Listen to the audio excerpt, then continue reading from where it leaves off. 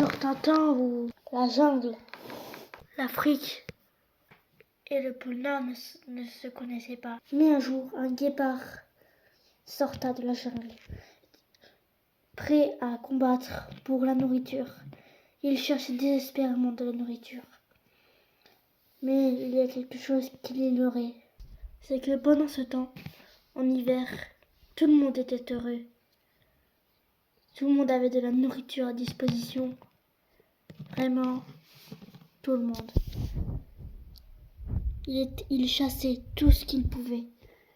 Il essayait de tuer tout, mais il ne parvient pas. Il attend pour attraper sa proie, qui était juste en train de manger des petites graines sous la neige. À un moment, le lynx et le canard étaient très proches. Alors le lynx prit la décision d'essayer de le dévorer.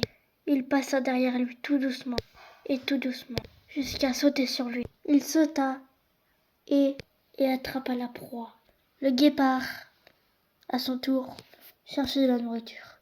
Et à un moment, quand il se réveilla de sa douleur et de sa faim, il vit une jeune vache qui se promenait dans le coin.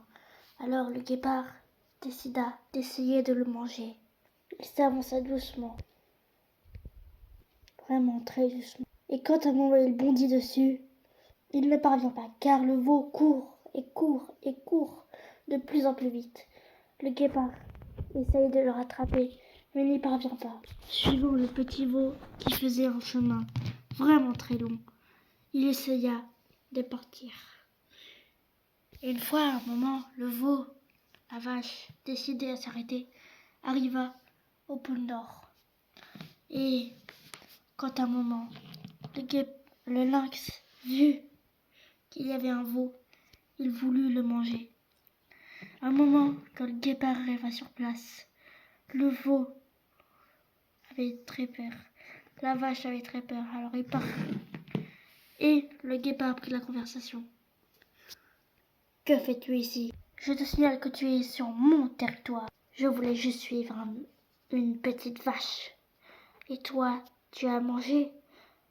Donc si tu me le donnes pas, je te tuerai. Jamais de la vie. Le guépard prit un instant de silence et s'avança vers le lynx, décidé à le tuer. Écoute-moi, si tu ne me donnes pas cette nourriture, je te tuerai. Ok, alors, si tu veux cette nourriture, il faudra me passer sur le corps. Ce fut une bagarre épique. L'un se donnait des coups de griffe et l'autre se défendait. Le guépard à terre essaya de se relever, mais malheureusement, le lynx sauta sur lui, essayant de le tuer. Mais à un moment, le guépard ne se laissa pas faire. Le guépard bondit pour l'enlever. Et à un moment, le lynx voulait vraiment ce repas. Alors il se relève et il prit une discussion. Je n'ai pas envie de me bagarrer. Alors je propose qu'on fasse équipe. Je veux bien accepter ton pari. Mais c'est moi le chef. Je suis plus fort que toi.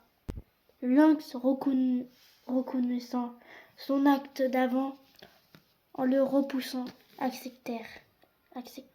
Je veux bien accepter ta proposition. Maintenant, nous serons deux dans ton clan. Le guépard souriant, propose au lynx d'aller explorer d'autres territoires. Le lynx accepte et part dans un autre pays.